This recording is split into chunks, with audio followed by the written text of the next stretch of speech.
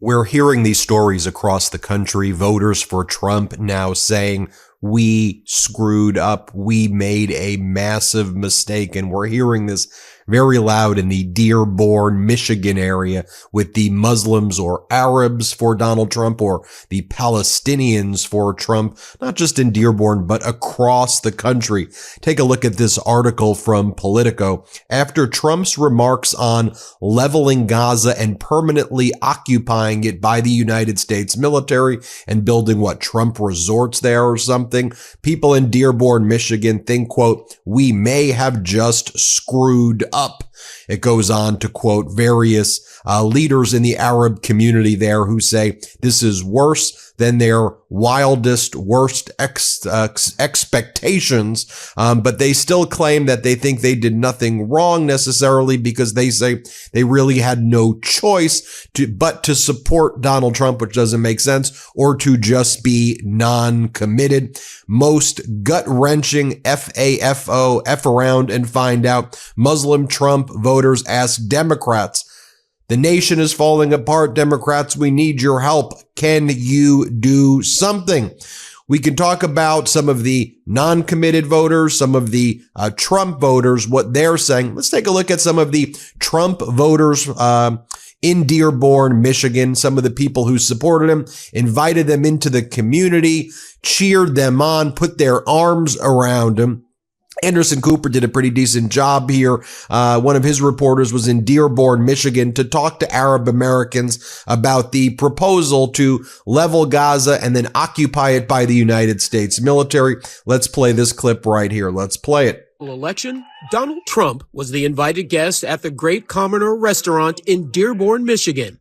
Albert Abbas says he extended that invitation, a decision he is now reflecting on, given all that has happened in the last 24 hours. Many in the community are at a loss for words. Last night was a very rough night for most of us.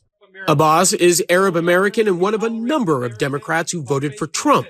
Abbas says he hoped Trump would do more than President Joe Biden did to help Palestinians suffering in Gaza. The U.S. will take over the Gaza Strip. But after Trump said Palestinians should leave Gaza so it can be redeveloped, Abbas says not only does he feel betrayed, he's hearing from a number of people angered over his past support of Trump.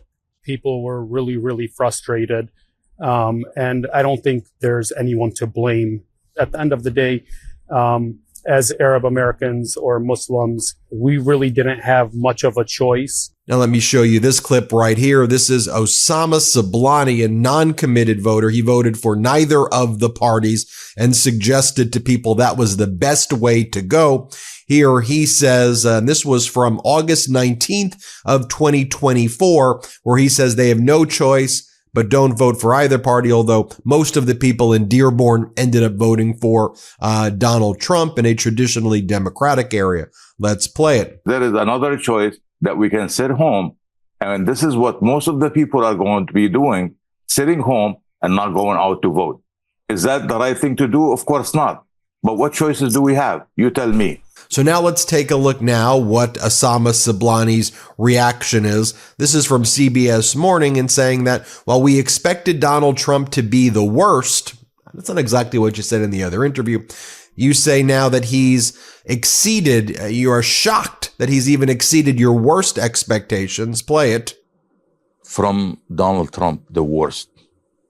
But he is shocking us of how worse he can be. Here's another important clip I want you to play here, but I want to show you here at the end. Pay attention though to this Trump voter who is only ranking Donald Trump a C or C minus. She says, listen carefully, because she says, even though Donald Trump says he wants to level it and occupy it and have Israel take it over and ethnically cleanse the Palestinians and Arab population, even though Trump is saying those words, she says it's only a C that she's grading him. And she does regret her vote, she says, but she just still doesn't think that he means it. She just says, those are just words. I don't think he really means what he says. Here, play this clip. The vote for Trump was not really a vote for Trump. It's a vote against the Biden-Harris administration because they could not stop the carnage that's happening in Gaza. If you were to give President Trump a grade for how he's handling Gaza, Middle East, what would it be? I would say like a C+. College senior Sarah Shaban voted for Trump. She says she gasped when she saw his remarks. I was disappointed, but I also wasn't surprised. But I would say that I kind of find it hard to believe that he would actually implement what he's saying. Did you regret voting for him? A little bit.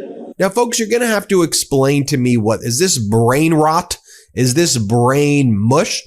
I mean, when she articulates what she's saying, I'm not talking about the illogic, but she would seem to otherwise be an intelligent person. But when it comes to these issues, is she in the rage algorithm so much that she can't get out and she just doesn't believe his words? What is this mental thing where he says it, then does it, and then people still go, oh, he didn't mean it, and I'm still going to support it. But then you actually go and look at what Vice President Kamala Harris was saying on the campaign trail. I just want to remind you, she was saying ceasefire, two-state solution, humanitarian aid. We need to help Palestinians. Palestinians have not been treated well. We need to do something. Let me just show you this. This was Vice President Kamala Harris on the campaign trail. Play it. Let's get a ceasefire. Let's reunite the hostages with their families. And let's provide immediate relief to the people of Gaza. Given the immense scale of suffering in Gaza, there must be an immediate ceasefire. For at least the next 6 weeks, which is what is currently on the table. Let me just show you. I could show you like literally hundreds of clips like this. Let me show you just one other where she talks about the dignity of the Palestinian people. Play this clip. We are joined today by leaders of the Arab American community, which has deep and proud roots here in Michigan.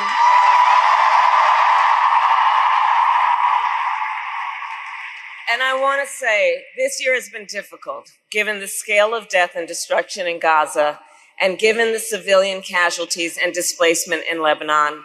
It is devastating. And as president, I will do everything in my power to end the war in Gaza.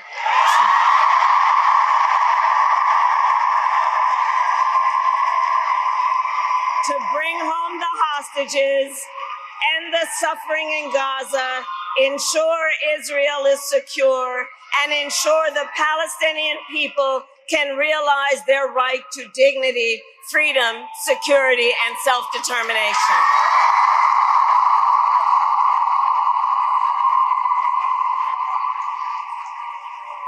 And we continue to work on a diplomatic resolution across the Israel-Lebanon border to protect civilians and provide lasting stability.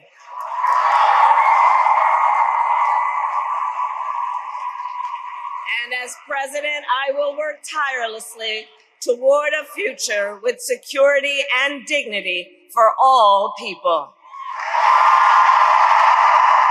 I have to tell you about this game-changing product that I use before a night out with drinks. It's called pre-alcohol. Now let's face it, after a night with drinks, I don't bounce back the next day like I used to. I thought I had to make a choice. I can either have a great night or a great next day. That is, until I found pre-alcohol. Now let me tell you, if there's a surefire way to wake up feeling fresh after a night of drinking, it's with pre-alcohol. ZBiotics Pre-Alcohol Probiotic Drink is the world's first genetically engineered probiotic. It was invented by PhD scientists to tackle roughnecks mornings after drinking. And here's how it works. When you drink, alcohol gets converted into a toxic byproduct in the gut. It's this byproduct, not dehydration, that's to blame for your rough next day. Pre-alcohol produces an enzyme to break this byproduct down. Just remember to make pre-alcohol your first drink of the night, drink responsibly, and you'll feel your best tomorrow. I'll be honest, I was skeptical about pre-alcohol at first, but then one weekend I was hanging out with a few friends over at my favorite bar and I thought, why not give it a shot? So I drank it before my first cocktail, my go-to old fashioned, and you couldn't believe just how on top of my game I felt the next morning. Every time I have pre-alcohol before drinks, I notice a difference. Even after a late night, I can confidently plan on hitting the gym, running errands, or just enjoying a full day without worrying about a hangover. With pre-alcohol, I can stay on track and not let winter travel or celebrations like Valentine's Day, the Super Bowl, and Mardi Gras throw me off course. Go to zbiotics.com/Meidas to learn more and get 15% off your first order when you use Meidas at checkout. ZBiotics is backed with a 100% money-back guarantee. So if you're unsatisfied for any reason, they'll refund your money, no questions asked. Remember, head to zbiotics.com/Meidas and use the code Meidas at checkout for 15% off. And so while Vice President Kamala Harris was out there saying that, I mean, you knew that Benjamin Netanyahu was hanging out with Donald Trump at Mar-a-Lago. Like, you knew that Netanyahu was not doing the ceasefire because he thought that could have been a winning issue for Biden and Harris, that he wanted to help Donald Trump. Like, did you find it odd that they were hanging out at Mar-a-Lago, Netanyahu and Trump, all of the time? And that Donald Trump's campaign was being funded by Miriam Adelson in addition to Elon Musk. But Adelson was the one who wanted the embassy moved to Jerusalem. And, you know, she has been one of the strong voices out there, if you even want to call it that, of like letting Israel do basically anything it wants, you know, when it comes to the struggle in Palestine. I mean, do you, the disconnect there is hard for me to understand. And you could say, look, you don't like Vice President Kamala Harris and President Biden's policies and how they handled it, but it was clearly, elections are choices. And now you pick the worst possible self-defeating, self-immolating choice. It's just it's shocking. And then to hear her say that. Anyway, I mean, Donald Trump's out there. We all know the press conference of Trump. I don't need to show that again, where Trump was out there saying, we got to level it. You know, it's beautiful land that they could turn into like resorts that like Jared Kushner was talking about. He said that Egypt wanted the Palestinians and Jordan and Saudi Arabia and all these countries would go and take it. On Fox, they were suggesting that you just ship Palestinians to Greenland in just like a mocking and just abrasive way in describing ethnic cleansing. Donald Trump posts the Gaza. And then all these countries are like, no, we're not doing that. Like, we have to respect the Palestinian state. And then Donald Trump writes, the Gaza Strip would be turned over to the United States by Israel at the conclusion of the fightings. The Palestinians, people like Chuck Schumer, would have already resettled in far safer and more beautiful communities with new and modern homes in the region. I'm not even going to read the rest of it, but Donald Trump would use the word Palestinian during the campaign as a way of slurring Chuck Schumer. So for Trump, Palestinians a slur. Not only that, but Palestinian protesters in the United States, Donald Trump says he wants to deport. And Donald Trump's opening up concentration camps in Guantanamo. Marco Rubio, Secretary of State Rubio, cutting deals with the leader of El Salvador to send American citizens to El Salvador. And Trump views the Palestinian protesters here as the types of people who I think, at least the suggestion is that those are the types of people he'd want to deport ostensibly to Guantanamo or El Salvador or where, I don't know. But I mean, just so you know, here's Rubio saying that so you could hear him in your own words. Play the clip. The president, in an act of extraordinary friendship to our country, knowing the challenges we face in the U.S., has agreed to the most unprecedented and extraordinary migratory agreement anywhere in the world. He has agreed to accept for deportation any illegal alien in the United States who is a criminal from any nationality, be they MS-13 or Tren de Aragua, and house them in his jails. And he's also offered to do the same for dangerous criminals currently in custody and serving their sentences in the United States, even if they're U.S. citizens or legal residents. And so we hear stories like this all the time. We're going to share them on the MeidasTouch Network. Tell me what you think in the comments below. But of course, the leopard's eating your face. The leopards are face eaters. Should be obvious. Anyway, hit subscribe. We're close to 4 million subscribers. Help us get there. Thanks for watching and have a good one. Can't get enough Meidas? Check out the Meidas Plus Substack for ad-free articles, reports, podcasts, daily recaps from Ron Filipkowski, and more. Sign up for free now at MeidasPlus.com.